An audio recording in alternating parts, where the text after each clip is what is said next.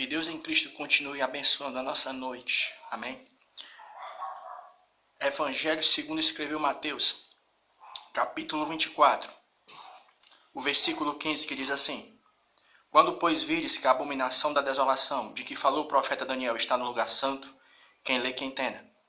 Para poder você se apropriar dessa nossa reflexão, até porque a gente demorou um pouco para fazer isso aqui, porque a gente estava um pouco temeroso de estar passando a imagem que a gente estava querendo criar alguma dificuldade, alguma coisa, né? Então, a nossa intenção não é essa. Faz de conta que a gente está numa sala de aula, né? E nós estamos na situação de um aluno que está apenas apresentando aqui uma tese, né? Um pensamento, uma observação. Não é obrigado você se apropriar do que a gente está falando. Mas antes de nos julgar e dizer assim, está pregando heresia, acompanhe o pensamento e a leitura do texto bíblico, porque nós vamos estar fazendo uso do texto bíblico na hora de montar esse pensamento. E para você acompanhar esse raciocínio, você tem que ter pelo menos uma noção básica de coisas como, por exemplo, pré-tribulacionismo, né? Você vai aí no Google do teu celular e procura, né, no dicionário, o que é o pré-tribulacionismo, né? Então, qual é a nossa primeira observação? É que na nossa escatologia tradicional, o que é que a gente aprende? Nós aprendemos que a igreja será arrebatada antes do surgimento do anticristo. Tudo bem? Isso é o que a gente aprende na nossa escatologia tradicional, pré-tribulacionista. Mas venhamos e convenhamos que quando a gente vai procurar no texto sagrado a ordem dos acontecimentos, pela lógica, você lê o capítulo 24 de Mateus, e quando você chega no versículo 15, aqui está falando a respeito do quê? Da manifestação pública do anticristo. Quando ele, no recém-reconstruído templo judeu, irá colocar o quê? A sua imagem lá dentro, para ser adorado.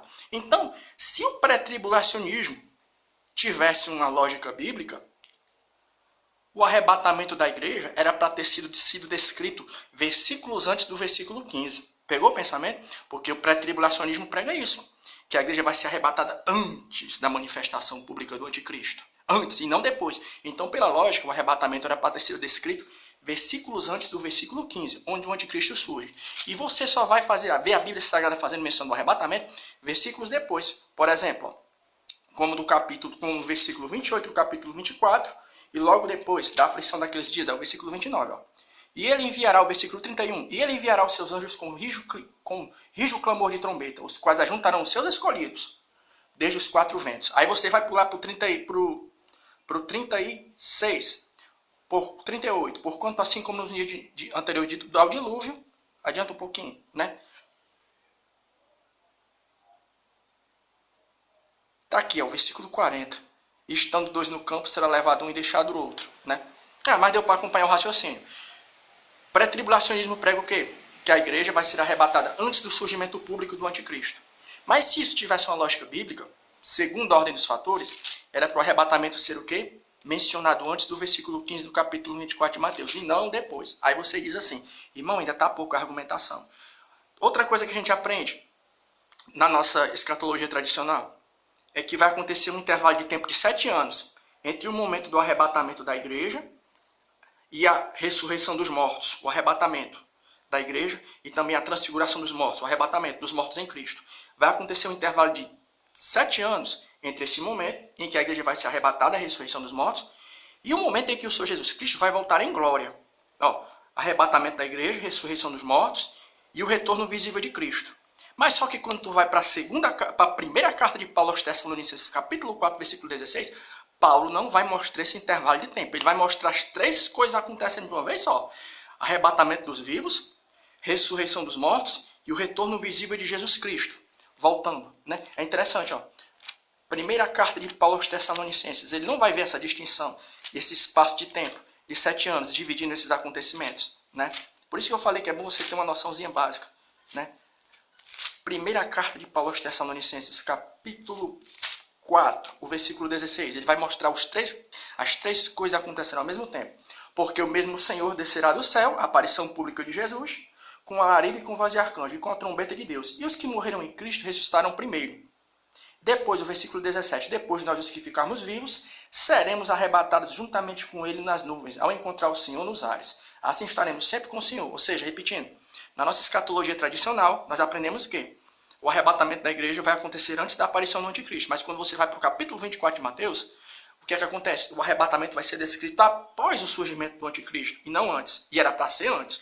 Aí depois, quando você estuda um pouco mais, o que a gente aprende? Que na nossa escatologia tradicional, vai acontecer um intervalo de tempo de 7 anos entre arrebatamento dos vivos, ressurreição dos mortos, aí passa 7 anos. E depois ocorre o surgimento visível de Jesus Cristo. Mas só que Paulo, na sua primeira carta aos Tessalonicenses, capítulo 4, versículo 16, ele não vai mostrar essa divisão de tempo, ele vai mostrar as coisas acontecendo tudo de uma vez só.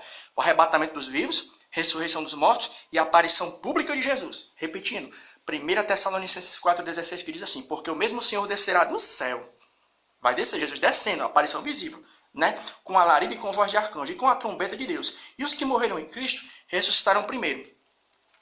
Agora, é interessante isso aqui, ó, porque outra coisa que a gente aprendeu, o que é as bodas do Cordeiro? É uma grande festividade espiritual que vai acontecer no momento em que a igreja for arrebatada e tiver o seu encontro com Cristo.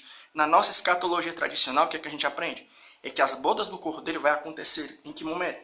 No começo da grande tribulação, quando a igreja é arrebatada antes da aparição do anticristo. Mas quando tu vai para a Bíblia Sagrada, a Bíblia vai falar das bodas do Cordeiro acontecendo não no começo da grande tribulação, mas no final. Para ver como esse pensamento ele tem lógica. O próprio livro do Apocalipse vai dar a entender e vai mostrar que realmente o arrebatamento da igreja vai acontecer em que situação? Já quase no finalzinho da grande tribulação. Aí daqui a pouco você vai fazer a seguinte pergunta. Que tipo de ira a igreja vai ser guardada? Olha, ó, Apocalipse capítulo 19, o versículo 9 que diz assim, ó. Isso aqui já é no final da grande tribulação, no retorno visível de Cristo. Porque a nossa escatologia tradicional vai dizer que as bodas do Cordeiro vai acontecer o quê? No começo da grande tribulação.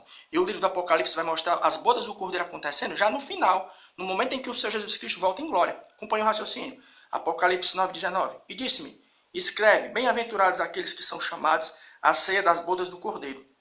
E disse-me, estas são as verdadeiras palavras de Deus. Olha aí, ó. 19:9. Aí é interessante que a gente pegou essa revista da Escola Bíblica Dominical, primeiro trimestre de 2016. E a gente achou uma coisa que é muito interessante, ó. Página aqui 48. Está aqui a página. O escritor vai falar a respeito das bodas do Cordeiro, uma coisa que vai acontecer no começo da grande tribulação. E ele vai fazer uso do dito texto. Ó, Apocalipse 19:9. E disse-me, escreve bem-aventurado. Era para ele estar fazendo uso de um texto que faz referência às bodas do Cordeiro acontecendo no começo da grande tribulação e não no final. Fica meio complicado quando você não tem uma noção básica de pré-tribulacionismo, mas quando você tem, você vai notar que isso faz sentido. Olha aí, ó. E é legal que o escritor, ele está fazendo uso do quê? Está aqui, ó. Está aqui a capa da revista. Ele está fazendo uso de um texto presente no final da grande tribulação para falar de um acontecimento que nós pregamos que vai acontecer no começo. Pegou o raciocínio, né? 1 Tessalonicenses. Vou caçar aqui. O capítulo 1, versículo 10. 1 Tessalonicenses, capítulo 1, versículo 10. E esperar dos céus o seu Filho, a quem ressuscitou dos mortos, a saber, Jesus, que nos livrará da ira futura. Que ira futura é essa que Jesus vai nos livrar? Sabe que ira futura é essa? É a ira do Cordeiro. É a ira que vai, os juízos de Deus que serão derramados sobre a terra no momento que Jesus voltar de forma visível. Então é aí que a igreja vai ser arrebatada. É disso que a igreja vai ser guardada.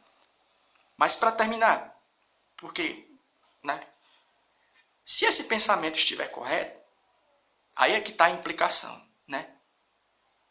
A relevância. Estiver correto, nós cremos que está pelo testemunho da palavra, a grande tribulação não vai começar com o arrebatamento da igreja, mas vai começar, sabe com o quê? Com o plano de paz que irá ser instaurado lá no Oriente Médio. Os últimos versículos do capítulo 9 do livro do profeta Daniel. E ele firmará um plano de paz com muitos, um acordo de paz com muitos por um tempo. Ou seja, de acordo com esse nosso pensamento, o que vai dar início aos 7 anos de grande tribulação não vai ser o arrebatamento da igreja. Vai ser o plano de paz que vai dar condição aos judeus de reconstruírem o seu templo lá em Jerusalém. E o pré-tribulacionista, que estiver por aqui, vai ter uma dificuldade muito grande de identificar o anticristo. Sabe por quê? Porque ele vai dizer assim, não, isso aí não é o anticristo ainda não. Porque ainda nós estamos por aqui